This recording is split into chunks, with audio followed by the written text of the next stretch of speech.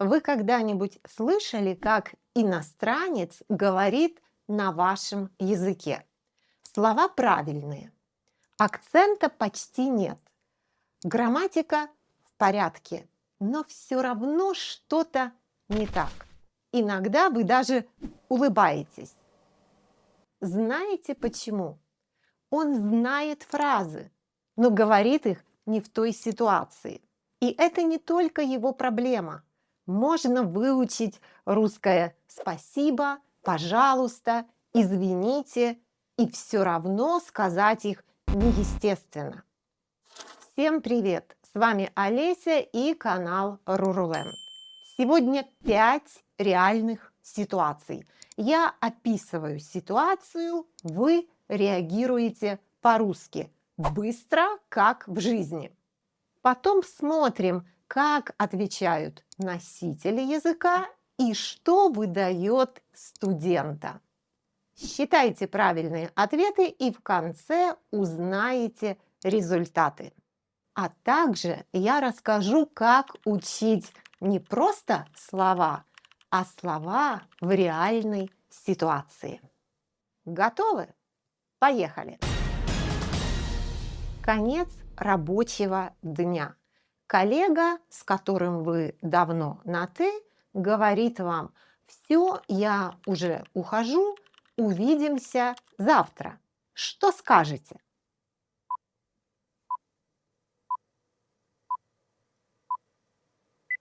Вы можете сказать: «Пока», «До завтра», «До встречи». И если вы назвали одну из этих фраз, считайте 1 балл. Ответ правильный. Так говорят носители языка. А теперь посмотрим, что выдает студента. Прощай. Это звучит как навсегда, как будто вы уходите и больше не вернетесь. Коллега будет удивлен. До свидания. Грамматически правильно, но для коллеги, с которым вы на «ты», это слишком официально. Спокойной ночи. Только если сейчас действительно уже ночь, а в 6 часов вечера это звучит странно.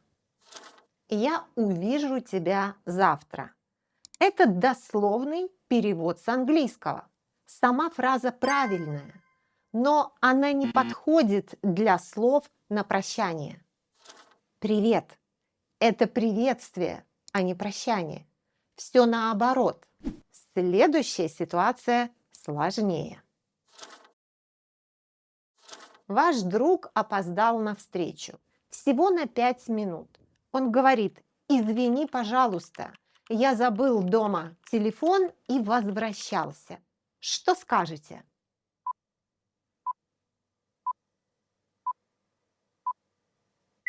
Ничего страшного. Все в порядке. Без проблем. Бывает. Да ладно, я сам только что пришел. Любой вариант. А теперь что режет слух? Пожалуйста. Вам говорят: «Извини, пожалуйста», и вы автоматически отвечаете: «Пожалуйста». Понятно почему, но это звучит как разрешение, как будто вы говорите: «Опаздывай, пожалуйста, мне так нравится тебя ждать». По-русски «пожалуйста» – это ответ на «спасибо», а не на «извини». «Я тебя прощаю» звучит очень серьезно, как будто ваш друг сделал что-то ужасное. Так можно сказать только если вы шутите. Это нормально. Осторожно. Это может звучать как: «Да, для тебя это нормально всегда опаздывать. Я уже привык». Не лучший комплимент другу. Нет проблем. А это опять дословный перевод с английского. Вы можете использовать эту фразу, но только в другом контексте. Например, У меня нет проблем со здоровьем. Но когда реагируете на извинения, по-русски говорят без проблем. В следующей ситуации ошибка, которую я слышу постоянно. Вы в кафе пьете кофе с вашей русской подругой. И вдруг она чихнула. Реагируйте.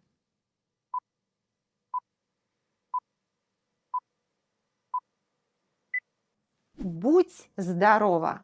Вы молодцы, если так ответили. Но в этой ситуации часто делают 3 ошибки. На здоровье.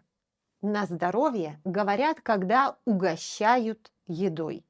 Вы говорите «спасибо за обед», и вам отвечают «на здоровье». Выздоравливай. Если человек заболел, мы говорим ему «выздоравливай». Мы желаем ему, чтобы он опять был здоров. Но если ваша подруга чихнула, это еще не значит, что она больна. За здоровье. Это тост. Поднимаете бокал и говорите «за здоровье». Не забывайте считать баллы.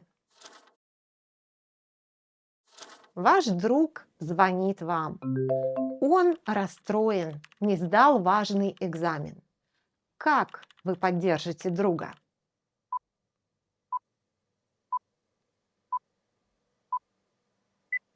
Не расстраивайся, ничего страшного, не переживай, бывает. В следующий раз точно получится. Это не конец света. Это все очень естественные, теплые слова. А что же звучит неестественно? Не будь грустным. Это дословный перевод с английского. По-русски это звучит не очень естественно, если вы утешаете друга. Лучше скажите «не грусти». Я извиняюсь. Это снова дословный перевод. Ведь в английском языке это и извинение, и сочувствие. А вот в русском языке только извинение. Вы же не виноваты, что друг не сдал экзамен. Вы в супермаркете хотите пройти к кассе, но перед вами стоит человек с тележкой прямо на проходе и вас не замечает. Как вы решите эту маленькую проблему?